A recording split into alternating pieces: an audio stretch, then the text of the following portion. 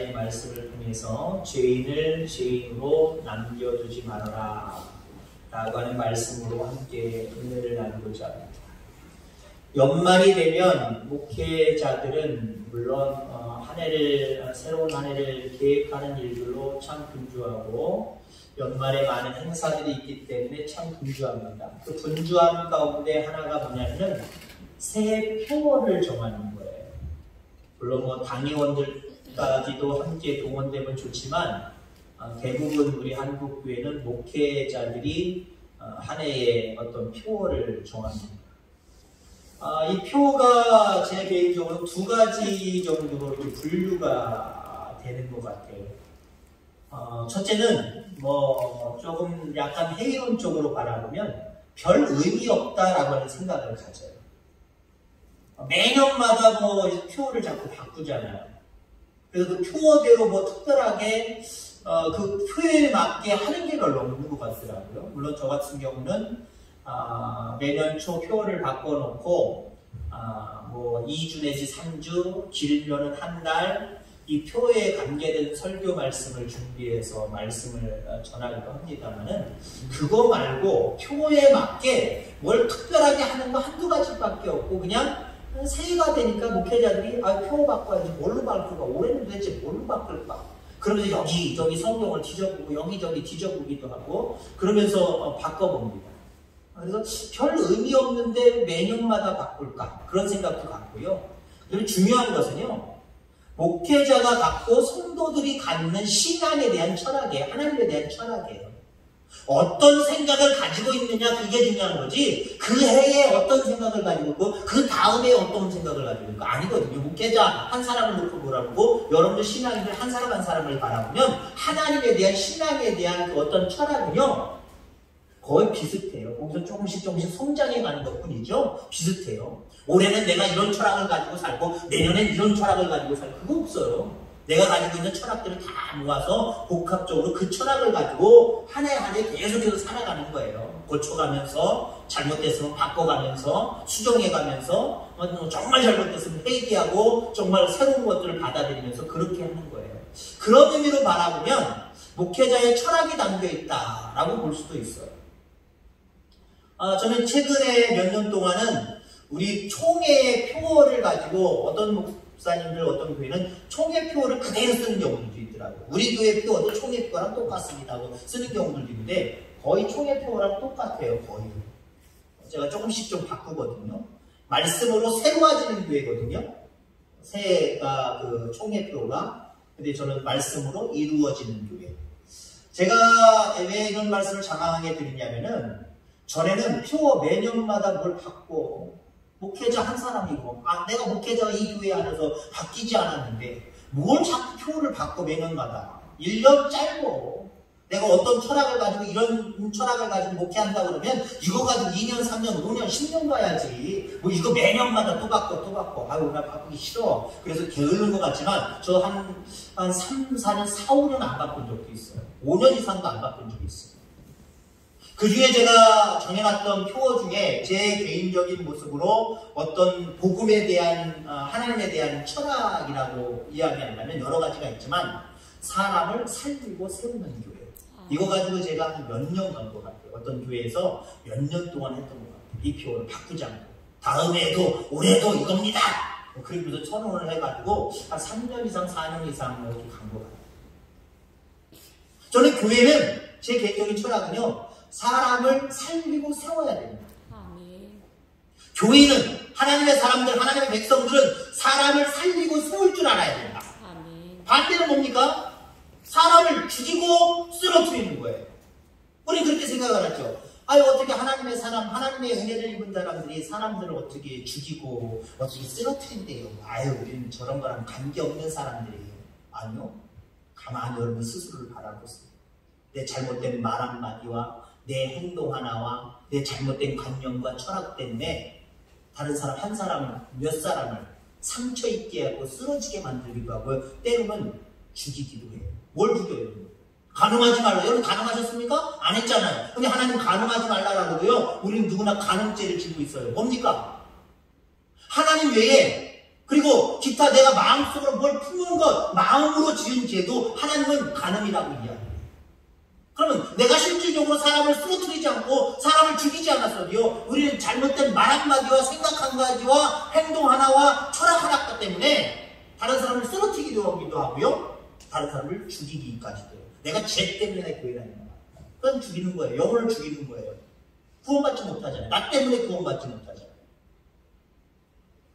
자, 오늘 본문 속에 나타난 모습은 이제 7년 흉년이 애굽 땅과 그 주변의 나라에 듭니다.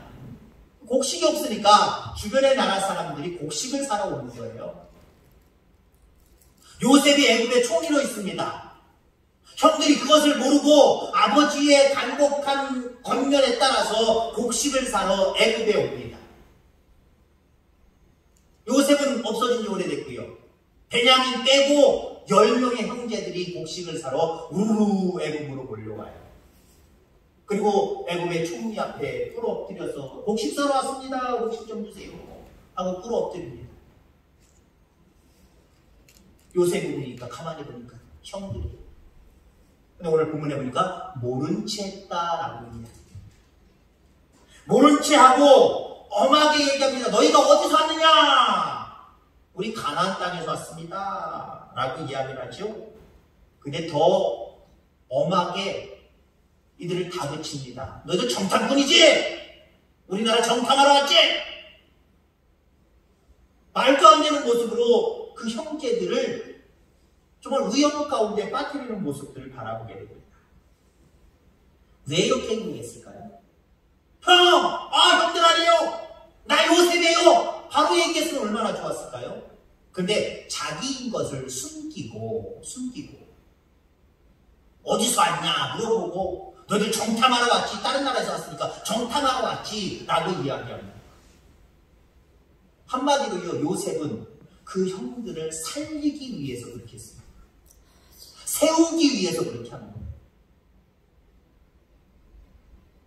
다시 말해서 그들의 죄를 스스로 깨닫고 뉘우칠 수 있는, 회개할 수 있는 기회를 주기 위해서 모른 채 한 거고요. 지금 자기가 생각하고 상상하는 계획대로 지금 움직여 가고 있는 거예요. 그 중에 하나가 너희들 정탐꾼이지! 라고 이야기를 하는 거예요. 만약에 요셉이 여러분들 형들 납니다, 요셉입니다 라고 자기 정체를 드러냈다고 한다면 형들이 얼마나 당황했을까요? 당황했을 뿐만 아니라 애굽의 총리, 자기들이 지금 전하고 있었던 그 대상이 자기의 동생이라고 생각했을 때 그 동생을 팔아먹었잖아요. 죽이려고까지 되고 팔아먹었잖아요.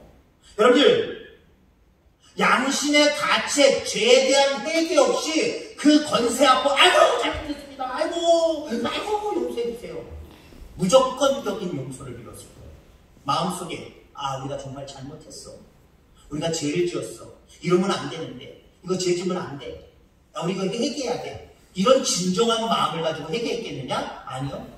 그냥 그 권세 앞에 꿇어 엎드리고 이제는 나도 죽었다. 그냥 죽을 수도 없고 혹시 모르니까 살려달라고 싹싹 빌자. 그 싹싹 비는 마음이 진정으로 회개하는 마음일까요? 요셉이 자기를 드러냈다고 한다면 그 드러낸 것 때문에 아이고 큰일 났네. 그것 때문에 그냥 형식적, 속은 회개하지 않았는데 겉으로는 정말 나 죽었다, 자기 심정만 생각하고 자기의 형편만 생각하고 자기 죽을 생각, 그 생각에 슬피 울면서 용서는 빌긴 빌었을 거예요. 그런데 진정한 회개가 있었겠느냐? 그건 없었다는 거죠. 여러분, 요셉은 진정으로 형들을 사랑했습니다. 사랑은요, 상대방으로 하여금 말 못하게 만드는 게 사랑이 아니에요. 요셉이 형들에게 그렇게 나왔다고 한다면 형들은 할 말이 없었을 거예요. 형들, 나요! 당신들이 죽이려고 했고 당신들이 나를 팔아먹었던 당신들의 동생 11번째 요셉이요 라고 이야기했다고 한다면 여러분, 그들은 양심의 가책 없이 그저 문제만 해결하려고 했을 뿐이다 라고 하는 겁니다. 요셉은 그렇게 되기를 원하지 않았습니다. 자기 권세로 그 형들을 끌어들이기 싫었어요. 정말 진정 어린 마음으로 자기에게 그렇게 행한 것, 아버지에게 슬픔을 가져다 준 것, 이걸 진정으로 그들이 회개하기를 원했습니다. 한마디로 양심을 깨우치려고 하는 모습을 보게 됩니다. 여러분, 양심을 깨우치는 데는 시간이 필요한 거예요. 요셉이 그 시간은 필요한데 그 시간을 그들에게 허락해 주지 않냐고 나예요! 라고 하면서 만약에 용서다 그러면 그게 진정한 용서가 되겠습니까? 형들이 정말 깨끗한 마음으로 속 시원한 마음으로 요셉이 용서해 준 걸 끝까지 믿고 행복하게 살겠습니까? 언제 저 마음이 변해서 우리를 죽일지도 몰라 라고 하는 모습이 있겠죠. 왜? 진정으로 회개하지 못한 마음속에는요 이상한 생각이 자꾸 들어가는 거예요. 자기들이 그래왔기 때문에 진정한 회개, 그 마음에 어떤 깨끗이 비우는 마음이 없이 요셉을 오해할 수밖에 없는 거예요. 그러니까 그들의 생활은 실질적으로는 가깝게는 용서를 받은 것 같지만 살면서 고통스러울 거예요. 힘들었을 거예요. 자, 그런 의미에서 정체를 숨기면서 형들을 자극한 것은 형들의 잠자는 양심을 깨우기 위해서 그렇게 했다라고 하는 겁니다. 자, 형들에게 정탐꾼이라고 이야기하니까 뭐라고 얘기합니까? 42장 13절에 보니까 그들이 이르되 당신의 종 우리들은 12형제로서 가나안 땅 한 사람의 아들들이라. 막내 아들은 오늘 아버지와 함께 있고 또 하나는 없어졌나이다. 대화를 잘하는 사람은요 상대방으로 하여금 내가 알고 싶은 정보를 캐내는 능력이 있어요. 얘들 정탐꾼이지? 그랬더니 정탐꾼 아니라고 하는 것을 밝혀야 되는데 우리는 평범하게 한 아버지 밑에서 태어난 형제들이고 12형제들인데 하나는 집에 있고 하나는 없어졌다고 이야기합니다. 여기서 여러분들 두 가지 반가운 소식을 요셉이 대화를 통해서 끌어냅니다. 궁금해했던 아버지가 아직 살아계시다는 건가? 자기가 사랑하는 동생, 그 베냐민 동생 하나가 집에 있다는 거. 지금 10명이 왔으니까 요셉은 알잖아요. 자기 집안이니까. 하나는 집에 있나이다. 지금 살아있다는 거예요. 자, 또 한 가지가 있습니다. 하나는 없어졌다. 자기 자신, 요셉에 대해서 형들이 얘기했는데 하나는 없어졌다라고 이야기를 합니다. 우리가 흔히 그냥 단어적으로 말하면 에이 거짓말들 하고 앉아있네 이렇게 얘기할 수 있지만 그래도 이 없어졌다라고 하는 말은요 나름대로 지금 양심의 가책을 느끼고 이야기하고 있는 모습이다라고 하는 거죠. 자신들이 요셉을 팔아먹었다 죽었다고 표현할 도리가 없어서 팔아먹었는데 어떻게 되었는지 생사는 알지 못한다 그거예요. 그걸 지금 노골적으로 다른 나라 총리한테 요셉이지만 모르고 있는 상황에서 그 요셉한테 그런 얘기 자세하게 이야기할 게 뭐가 있어요. 그러니까 없어졌나이다 그렇게 얘기하는 거예요. 자기 자신들이 팔아먹었는데 왜 팔아먹었지? 잘못했어 그거. 팔아먹었는데 그가 죽었는지 살았는지 어디로 가 있는지 모른다는 걸 없어졌다라고 표현하고 있습니다. 나름대로 양심의 가책을 느끼는 표현이다라고 하는 거죠. 그럼 그 정도면 됐잖아요. 여러분. 요셉이 바랐던 게 그거잖아요. 양심을 깨워서 그들을 살리는 거잖아요. 그들을 세우는 거잖아요. 그럼 됐잖아요. 그럼 그때 형들 나요 사실은 라고 이야기했는데 요셉은 거기서 한 걸음 더 나아갑니다. 이들을 감옥에 가둬라. 감옥에 가둬라. 3일 동안 감옥에 가둬라. 감옥이 어떠한 것이라는 건 누가 더 잘 알까요? 형들보다 요셉이 더 잘 알아요. 요셉은 감옥에서 수년 동안을 살아왔습니다. 감옥이 얼마나 절망적이고 낙심적인 것인지 알고 있어요. 그렇기 때문에 3일이라고 하는 시간이지만 그들에게 더 양심의 가책을 느낄 수 있도록 고통을 스스로 느끼면서 그 고통의 이유가 무엇인지 스스로 생각할 수 있도록 3일 동안 그들 감옥에 가두는 모습을 보게 됩니다. 자, 감옥에서 이들이 대화를 나눕니다. 그것도 관찰하는 거예요. 자기가 직접 관찰했겠습니까? 다른 사람 시켜서 관찰했겠지요. 그들이 대화를 나눕니다. 42장 21절 23절까지 보면은 르벤이 그들에게 대답하여 이르되 내가 너희에게 그 아이에 대하여 죄를 짓지 말라고 하지 아니하였더냐. 그래도 너희가 듣지 아니하였느니라. 그러므로 그의 핏값을 치르게 되었도다 하니 그들 사이에 통역을 세웠으므로 그들은 요셉이 듣는 줄을 알지 못하였더라. 요셉이 그들을 떠나가서 울고. 여기 보세요. 중요한 것은 22절, 제가 21절을 안 읽어드렸네요. 그들이 서로 말하되 우리가 아우의 일로 말미암아 범죄하였도다. 그가 우리에게 애걸할 때의 그 마음의 괴로움을 보고도 듣지 아니하였으므로 이 괴로움이 우리에게 임하였도다. 지금 회개하고 있잖아요. 야, 우리가 왜 이런 고통을 당해야 돼? 야, 이게 다 우리 아우를 죽이려고 했고 그 아우를 팔아먹어서, 그래서 아버지의 마음을 슬프게 하고 그 아우의 마음을 슬프게 만들어서 우리가 이런 일을 당하는 것 아니냐. 야, 그때 우리 너무 잘못했어. 다시 그때로 돌아간다면 우리 그렇게 하지 않았을 거야. 이제 앞으로 그러지 않을 거야. 그러면서 뭔가 지금 돌이키고 회개하는 모습을 지금 이야기하고 있는 모습들을 바라보게 됩니다. 큰형 르벤은 또 뭐라고 얘기해요? 그의 핏값을 치르게 되었다. 요셉을 그렇게 만든 그 값을 우리가 치르고 있다는 거예요. 자, 이 정도면 깨달은 거 아닙니까? 여러분, 우리가 그리스도인으로서 이 땅을 살아가면서 해야 될 일 중에 가장 중요하다고 할 수 있는 일들은 사람을 살리고 세우는 겁니다. 아멘. 사람을 살리고 세우는 겁니다. 여러분, 좀 더 많은 사람들을 살리고 세울 수 있는 저와 여러분들 다 되기를 주의 이름으로 축원합니다. 진짜 사랑은요, 요셉의 형들과 같은 죄인에게 회개의 기회를 주는 거예요. 나는 이런 사람인데 니는 저런 사람들이지? 내가 그냥 용서해 줄게. 그게 여러분들 그 사람들을 세우고 그 사람들을 살리는 게 아니에요. 정말 그들로 하여금 죄를 깨닫게 하고 그들이 정말 스스로 이제 은혜의 자리에 나올 수 있도록 만드는 것, 그게 그들을 살리는 거고요. 세우는 것임을 여러분들 기억하게 되기를 주의 이름으로 축원합니다. 주변 사람들을 여러분 죄인 만드는 저와 여러분들 되지 마시기를 주의 이름으로 축원합니다. 이게 무슨 말이에요? 살다 보면요, 우리가 다른 사람들을 죄인으로 만들어버려요. 아이, 그 사람은 저래서 신앙이 안 되고, 저 사람은 저래서 안 되고, 저래서 안 되고, 저래서 안 되고, 저래서 안 되고, 안 되는 얘기를 해요. 그리고 여러분, 그 안 되는 것이 지금 안 되는 것이냐, 앞으로도 계속 안 되는 것이냐. 근데 우리는요, 앞으로까지 다 그냥 치부해버려요.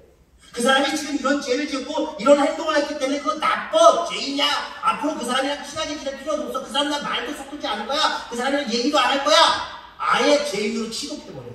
딱 닫아버려요. 여러분, 우리 그리스도인들은 그러면 안 된다는 거예요.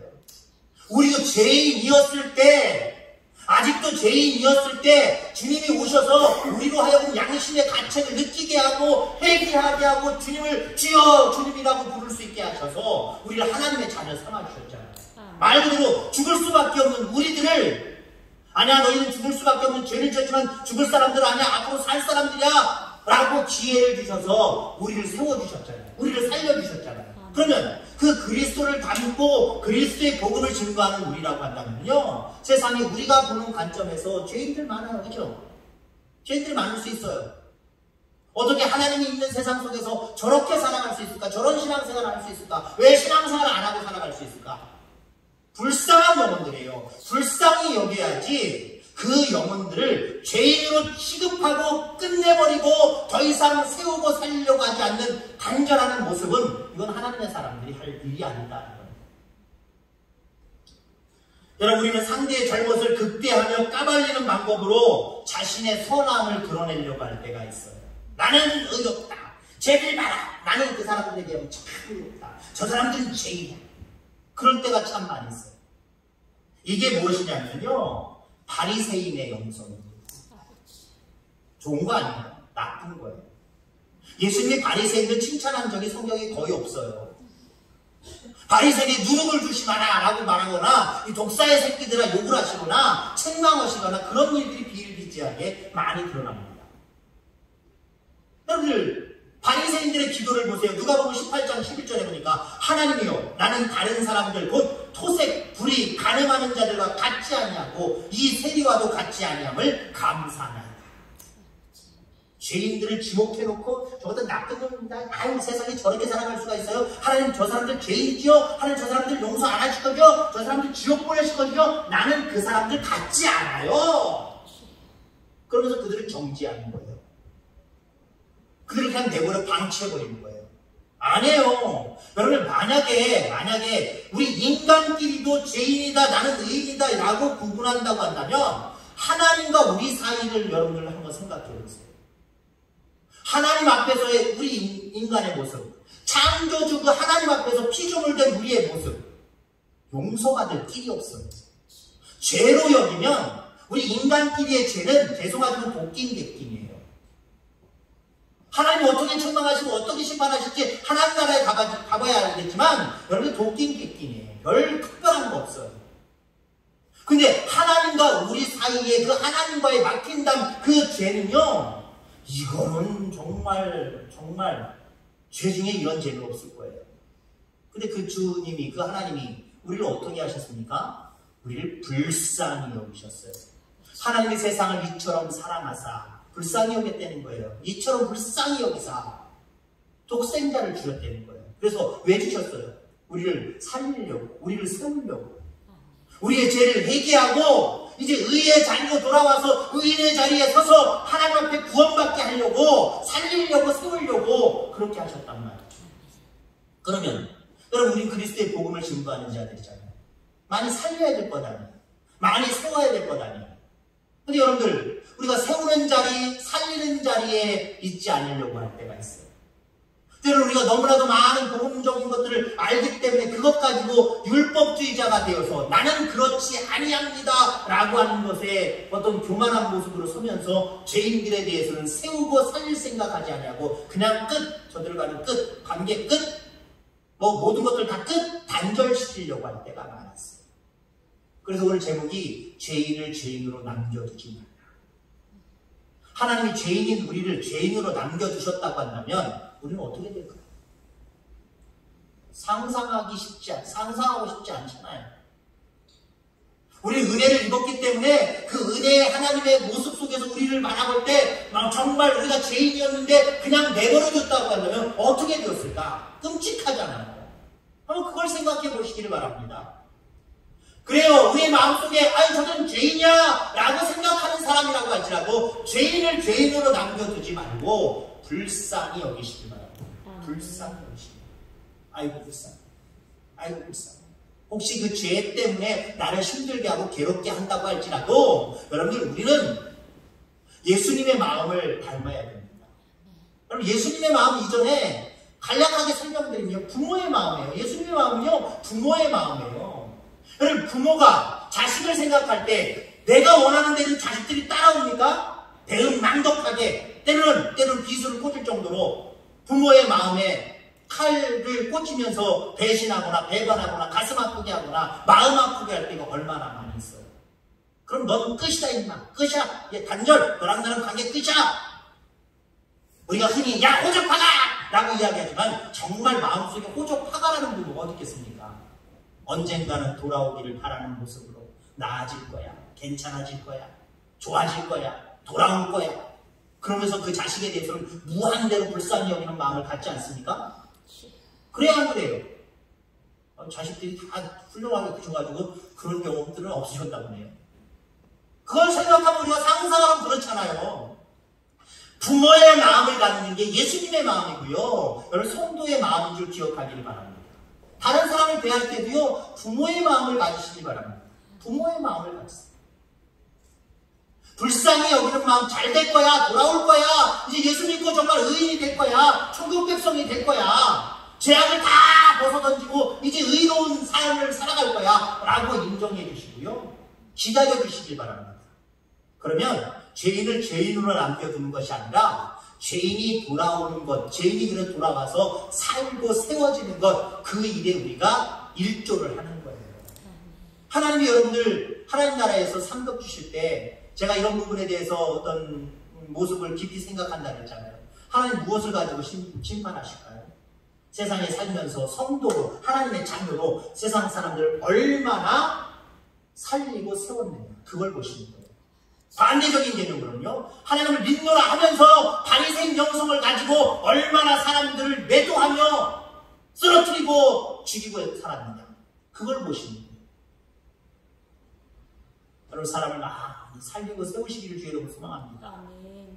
요즘엔 의인들이다라고 해서 나오는 사람들 보면은 화재 났을 때 자기를 돌보지 않냐고 들어가서 막 구출하는 사람, 막 사다리 같은데 막 사다리가 없어도 그냥 막 올라가서 살리는 사람, 갑자기 심장마비가 왔는데 그냥 막 충고 압박을 해서 살리는 사람 얼마나 많습니까? 그런 사람들 요즘에는요, 의인이라고 얘기를 하고요. 훌륭한 시민, 훌륭한 도민이라고 여기서 상급도 주고 상장도 주고 그런 것들을 주는 모습을 보여요. 외국에서 불법으로 있다고 할지라도 그런 일 한 번 해가지고 영국에 있는 어떤 사람, 우리나라도 마찬가지예요. 몇 해 전에 거동이 불편한 분들 들어가서 파키스탄인가 어디 사람인데 남자인데 그 화상을 입어가면서 구해냈잖아요. 불법 체류자였어요. 한국 시민권 줬습니다. 한국 국적권 줬어요.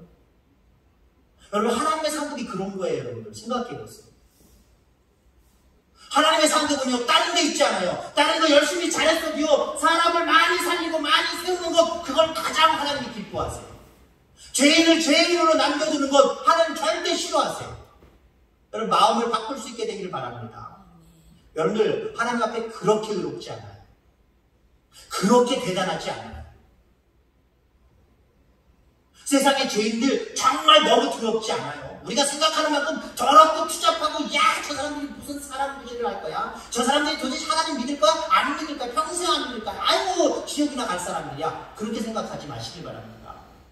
하루아침에도 변화를 낼 수 있는 사람들이고요. 다시 쓰러지고 살려줄 수 있는 사람들이에요. 오늘 요셉이 형들을 바라보면서 인간적인 모습으로 화풀이하거나 그냥 자기 혼자 아예 용서해주자라고 하는 후한 마음으로 나의 형라고 하면서 용서해주지 않았어요. 정말 그 형들을 온전하게 세우는 것이 무엇인지, 살리는 것이 무엇인지 그는 알았기 때문에 그 형들에게 엄하게 대하고 감옥을 체험하게 하고, 그 이후에도 물론 나중에 말씀드릴 것 때문에 얘기를 안 합니다만은 여러 가지 모습으로 형들을 시험하잖아요. 곤욕 먹이는 거 아니에요. 내가 형들한테 당한 것이 있는데 한번 너희들도 당해봐라고 슬슬 약 올리면서 가는 게 아니라요. 이 요셉의 마음속에는 이 형들이 얼마나 정말 그 죄를 뉘우치고 이제 떳떳하게 정말 그렇게 살아갈 수 있는 사람으로 내가 세울 것인가, 살릴 것인가, 거기에 초점을 맞추고 거기에만 관심을 가졌어요. 이 형들이 나중에 어떻게 됩니까? 이스라엘 민족, 족속이 아니에요. 이스라엘 민족의 12 그 족속을 이루는 첫 번째 그 근간이 되는 그런 족장들이 되잖아요. 그냥 된 게 아니에요. 요셉의 이같이 살리고 세우려고 하는 그 마음이 있었기 때문에 형들이 온전히 돌아섰기 때문에 하나님이 그 약속도 있었지만 야곱의 아들들, 이름을 이스라엘로 바꿨습니다. 이스라엘 아들들을 그 이스라엘이라고 하는 나라의 근간이 되도록 그들을 세워주십니다. 결국은 물론 하나님이 세우셨지만 결국은 죄인을 죄인으로 취급해버리는 요셉이었다고 한다면 그런 일들은 없었을 거예요. 그런데 요셉이 죄인, 형들이 죄인이잖아요. 죄인을 죄인으로 남겨두지 않냐. 그들의 양심의 노크를 함으로 말미암아 그들이 스스로 돌아서게 하고 스스로 쓰게 하고 스스로 살게 만드는 그 자리를 찾도록 그들께 인도했기 때문에 요셉은 살 수 있었던 거예요. 요셉의 형제들은 살 수 있었던 거고요. 정말 하나님의 귀한 일꾼들로 이스라엘 민족의 근간이 되는 그런 족장들이 될 수 있었던 거예요. 여러분 늘 생각을 바꿔가며 살아가시기 바랍니다. 겸손한 마음으로 하나님 앞에 서시고요. 많은 영혼들을 바라볼 때마다 정죄하지 마시고요. 그들을 어떻게 불쌍히 여기는 마음을 가지고 어떻게 세우고 어떻게 살릴 수 있을까? 그 마음을 가지고 살아갈 수 있는 저와 여러분들 다 되기를 주의 이름으로 축원합니다. 하나님 아버지 감사합니다. 오늘도 귀한 은혜 가운데 우리에게 역사하심을 감사합니다.